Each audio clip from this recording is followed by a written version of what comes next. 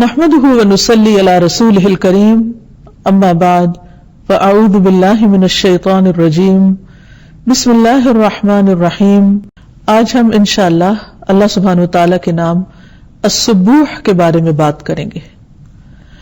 السبوح نہایت پاکیزہ، ہر عیب سے پاک، ہر نقص سے پاک، جو اپنی ذات میں، اپنی صفات میں، اپنے افعال میں، ہر چیز میں، ہر کمی، ہر کوتاہی، ہر نقص اور ہر عیب سے مکمل طور پر پاک ہے. وہ جس کی تسبیح زمین و آسمان کی ہر چیز کر رہی ہے. جب ایک بندہ سبحان اللہ کہتا ہے تو وہ اللہ سبحانہ وتعالی کی پاکی بیان کرتا ہے. کس چیز سے پاکی بیان کرتا ہے؟ کہ اللہ سبحانہ وتعالی کی جتنی بھی صفات ہیں ان میں کسی بھی قسم کی کوئی کمی اور کوئی نقص نہیں، اور اس کے اندر کوئی ایسی صفت بھی نہیں جو کمی کوتاہی پر مبنی ہو یا جس میں کوئی نقص ہو. مثلا اللہ سبحانہ وتعالی اس پر نیند نہیں آتی اور نہ ہی اونگ آتی ہے. لا تأخذہ سنۃ ولا نوم.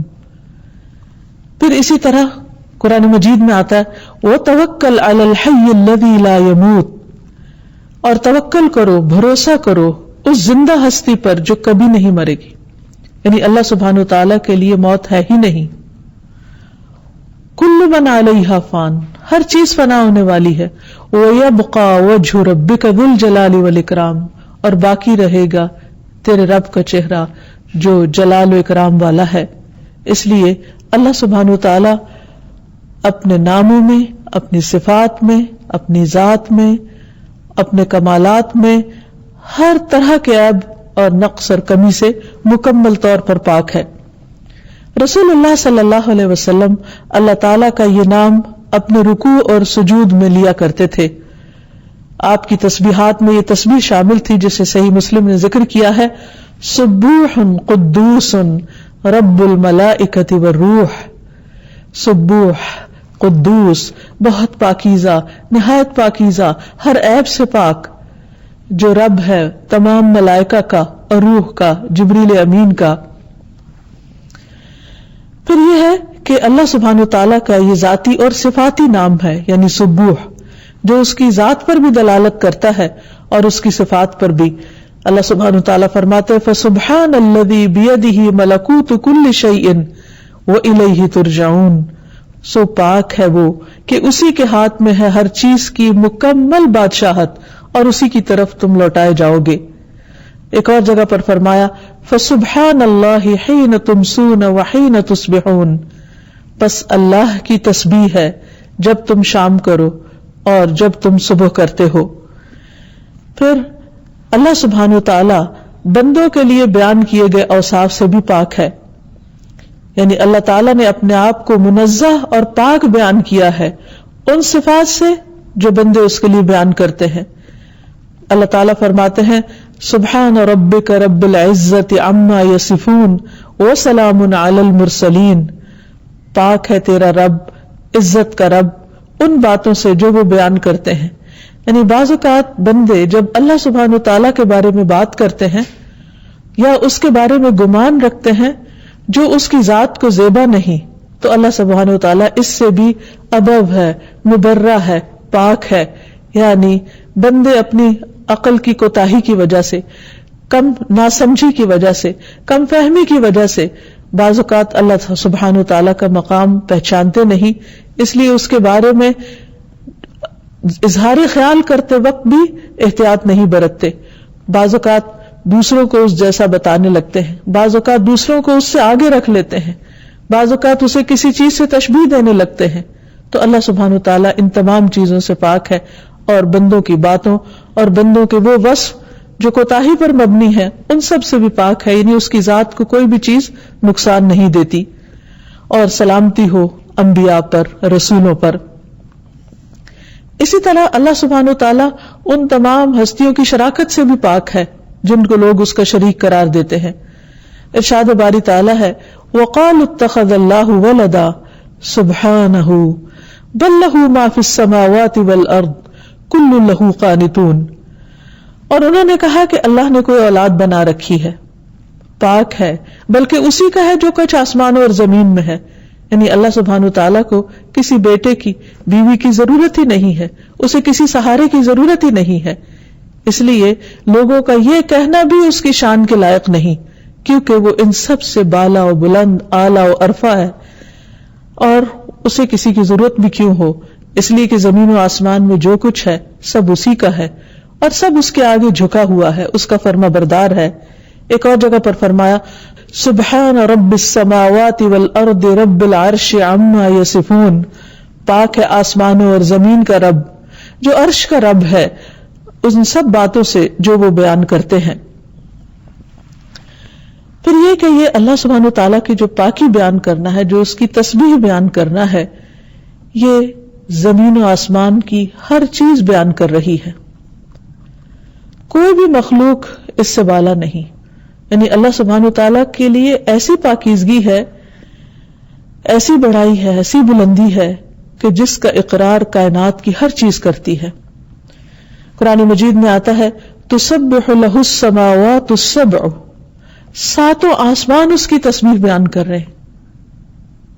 یعنی سوچئے ذرا، تصور میں لائیے کہ سارے آسمان اور ان کی وسعتیں اور جو کچھ ان کے اندر ہے، وہ سارے اس بات کا اقرار کرتے، اظہار کرتے ہیں کہ اللہ تو پاک ہے، ہر شرک سے پاک ہے، ہر شریک سے پاک ہے، اور ہر عیب اور نقص سے پاک ہے.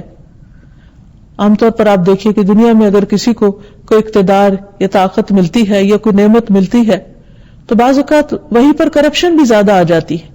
لیکن اللہ سبحانہ وتعالیٰ جو بادشاہ کل ہے، مختار کل ہے، اس کے باوجود وہ ہر عیب اور نقص سے پاک ہے، ہر ظلم سے اور ہر ایسی چیز سے کہ جو اس کی شان کے خلاف ہے.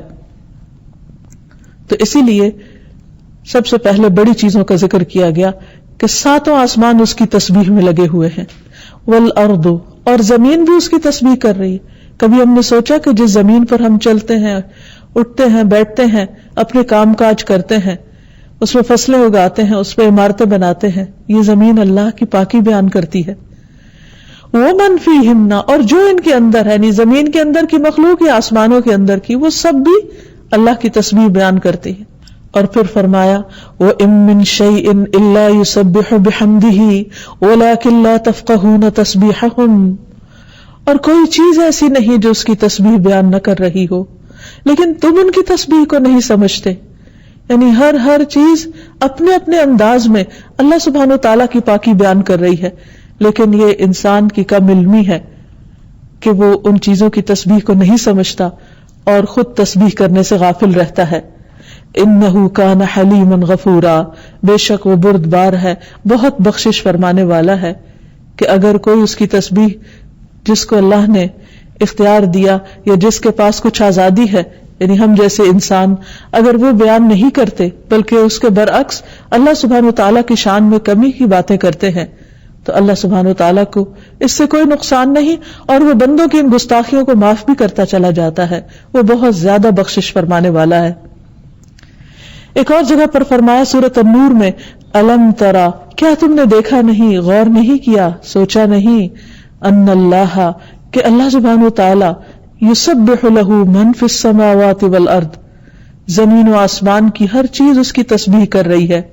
والطیر صافات، اور پرندے بھی صفے باندھے ہوئے، یہ پرندے جو فضاؤں میں اڑ رہے ہیں یہ بھی اللہ کی تسبیح بیان کرتے ہیں، اللہ کا ذکر کرتے ہیں. کل قد علم صلاتہ و تسبیحہ، ہر ایک اپنی نماز اور تسبیح کا طریقہ جانتا ہے. سوچئے یہ پرندے جو فضاؤں میں اڑ رہے ہیں، جن کی طرف ہم نظر ڈالتے ہیں اور پھر اس کے بعد اپنے کاموں میں لگ جاتے ہیں، اور ان کی طرح طرح کی بولیاں اور چہچہاٹیں جو ہمیں مسرور کرتی ہیں، جن سے ہم خوش ہوتے ہیں، یہ دراصل اللہ کی تسبیح کر رہے ہوتے ہیں، اللہ کا ذکر کر رہے ہوتے ہیں. اور اللہ تعالیٰ فرماتے ہیں کل قد علم صلاتہ و تسبیحہ، ان سب کو اپنی صلاۃ اور تسبیح کا طریقہ بھی معلوم ہے. لیکن انسانوں میں کتنے ہی ایسے ہیں جنہیں نہ صلاۃ کا طریقہ معلوم ہے اور نہ تسبیح کا. وہ گھنٹوں فارغ زبان سے کچھ بھی نہیں کرتے، اور اگر بات کرتے ہیں تو بعض اوقات اللہ کی ناراضگی کی اور اگر خاموش رہتے ہیں تو اللہ کا ذکر نہیں کرتے. اس کے برعکس باقی ساری کائنات اس کی وفادار، اس کی تابعدار، اس کی اطاعت گزار اور اس کے ذکر میں مشغول ہے. واللہ علیم بما یفعلون، اور اللہ کو سب پتہ ہے، خوب علم ہے جو کچھ بھی وہ کر رہے ہیں. اور حقیقت یہ ہے کہ ایک حدیث کے مطابق یہ تسبیح اس مخلوق کا رزق بھی ہے. اللہ کے نبی نوح علیہ السلام کی وفات کا وقت جب قریب آیا تو انہوں نے اپنے بیٹے سے فرمایا کہ بیٹا، میں تمہیں ایک وصیت کر رہا ہوں جس میں تمہیں 2 باتوں کا حکم دیتا ہوں اور 2 باتوں سے روکتا ہوں. حکم اس بات کا دیتا ہوں کہ لا الہ الا اللہ کا اقرار کرتے رہنا، کیونکہ اگر 7 آسمان اور 7 زمینیں ترازو کے ایک پلڑے میں رکھ دی جائیں اور دوسرے پلڑے میں لا الہ الا اللہ رکھ دیا جائے تو لا الہ الا اللہ کا پلڑا جھک جائے.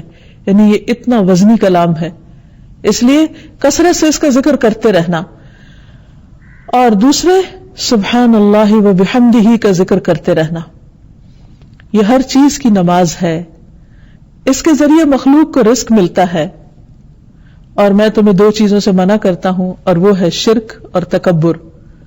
تو گویا کرنے کے جو دونوں کام انہوں نے بتائے وہ دونوں ہی ذکر پر مبنی ہیں، اور ان میں سے خاص طور پر سبحان اللہ و بحمدہ کو مخلوق کا رزق اور اس کی نماز بتایا.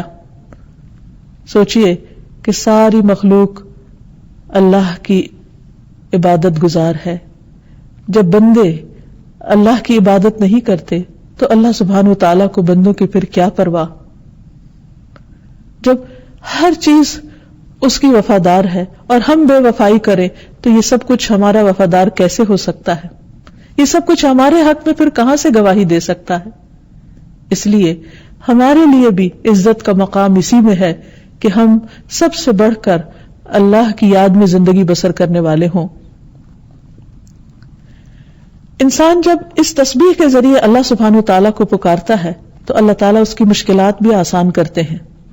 جیسا کہ ہم دیکھتے ہیں کہ یونس علیہ السلام جب انہوں نے اس تسبیح کے ساتھ اللہ تعالیٰ کو پکارا تو اللہ تعالیٰ نے انہیں مچھلی کے پیٹ سے آزاد کیا. ارشاد باری تعالیٰ ہے کہ وَظَنُّونِ إِذْ ذَهَبَ مُغَاضِبًا فَظَنَّ أَن لَّن نَّقْدِرَ عَلَيْهِ فَنَادَىٰ فِي الظُّلُمَاتِ أَن لَّا إِلَٰهَ إِلَّا أَنتَ سُبْحَانَكَ إِنِّي كُنتُ مِنَ الظَّالِمِينَ فَاسْتَجَبْنَا لَهُ وَنَجَّيْنَاهُ مِنَ الْغَمِّ وَكَذَلِكَ نُنجِي الْمُؤْمِنِينَ. اور مچھلی والے یونس کو بھی علیہ السلام ہم نے اپنی رحمت میں داخل کیا. جب وہ غصے سے بھرے ہوئے بستی چھوڑ کر چلے گئے انہیں یہ گمان تھا کہ ہم ان پر گرفت نہ کر سکیں گے. پھر انہوں نے اندھیروں میں پکارا لا الہ الا انت سبحانک انی کنت من الظالمین. تیرے سوا کوئی الہ نہیں، تو پاک ہے، میں ظالموں میں سے تھا. تو ہم نے اس کی دعا کو قبول کر لیا اور انہیں اس غم سے نجات دی، اور ہم اسی طرح ایمان رکھنے والوں کو نجات دیتے ہیں.